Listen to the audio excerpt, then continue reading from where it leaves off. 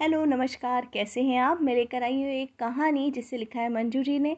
मंजू जी की कहानियाँ लिस्ट में बनी हुई हैं, आप वहाँ से सारी कहानियाँ पढ़ सकते हैं। चलिए तो आज की कहानी को शुरू करते हैं।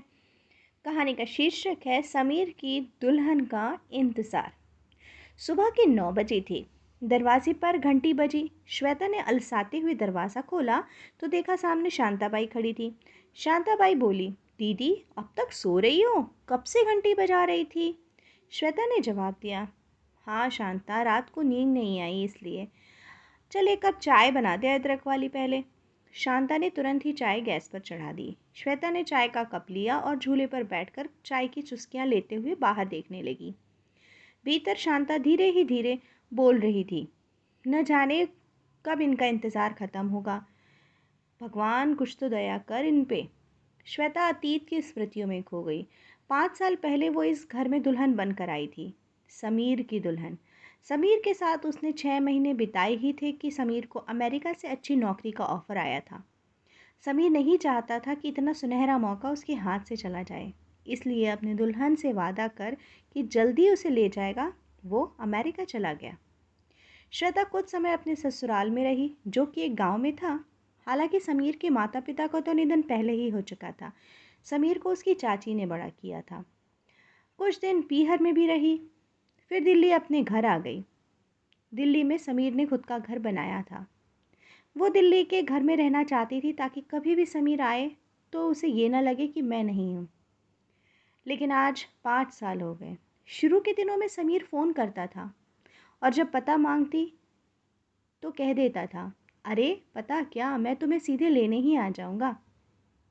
श्वेता के माता पिता भी परेशान थे और अक्सर अब मायके में रहने का आग्रह करते थे, लेकिन श्वेता कहती नहीं, समीर आ गए तो मैं यहीं रहूंगी। ऐसा करते करते काफ़ी समय बीत गया। हालांकि समीर ने शुरुआती दिनों में श्वेता के बैंक अकाउंट में एक अच्छी सी रकम डाल दी थी। श्वेता अकेली थी इसलिए खर्च कम था, खुद का घर था। लेकिन सिर्फ समय बिताने के लिए उसने सोचा क्यों ना घर से ही बच्चों को पढ़ाना शुरू कर दूं, ताकि कुछ समय तो बीत जाए। और बस यही सोचती कि उसका समीर एक दिन ज़रूर वापस आ जाएगा। इन 6 महीनों में इतना प्रेम था उसे उस अपने समीर से, और भगवान पर अपार आस्था। दिल्ली की सोसाइटी जहाँ वो रहती थी वहाँ पर लोगों ने बातें करना शुरू कर दिया था। श्वेता के कानों में भी बात पहुंची, इसलिए उसने घर से निकलना काफ़ी कम कर दिया था। लेकिन समीर के इंतज़ार के अलावा श्वेता के पास कोई और चारा नहीं था। एक रात उसे नींद नहीं आ रही थी। अक्सर उसे नींद नहीं आती तो वो टीवी में पिक्चर लगाकर बैठ जाती। अचानक रात के 2 बजे सिक्योरिटी का फ़ोन आया। सिक्योरिटी पर्सन ने कहा, मैडम आपके घर 2 लोग आए हैं, भेजूं? हैरान श्वेता ने पूछा, कौन आया है? सिक्योरिटी ने जवाब दिया, एक मैडम है जो फ़ॉरेन से आई हुई हैं और उनके साथ एक भाई साहब भी हैं। श्वेता ने सोचा, ठीक है पता नहीं, लेकिन भेज दो। घर का दरवाज़ा खोला। श्वेता देखने लगी कि कौन आ रहा है। उसने देखा कि एक 50 वर्ष के आसपास की महिला उसकी तरफ बढ़ रही थी। उस महिला के साथ एक पुरुष भी था। महिला ने अपना नाम नैनी बताया। फिर उसकी नज़र नैनी के साथ खड़े हुए आदमी पर पड़ी। कमज़ोर सा पीला पड़ा हुआ चेहरा। जब उसने ठीक से देखा तो वो चौंक गई, क्योंकि वो कोई और नहीं उसका समीर था। समीर अपनी उम्र से कहीं ज़्यादा दिख रहा था, बहुत कमज़ोर। श्वेता ने तुरंत समीर का हाथ थाम लिया। समीर बहुत कमज़ोरी के कारण कुछ कह नहीं पाया।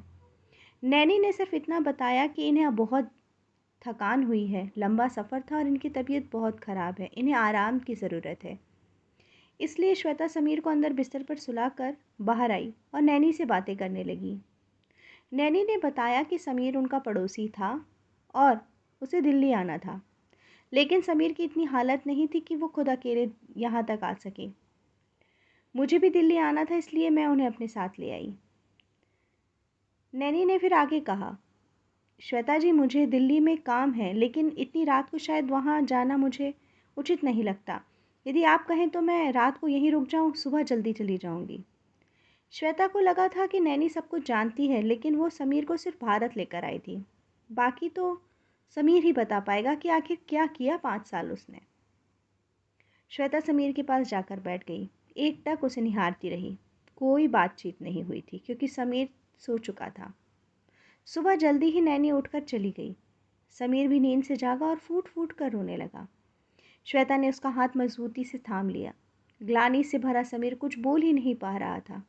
श्वेता के भीतर न जाने कितने सवाल चल रहे थे, लेकिन जवाब अब तक नहीं मिले।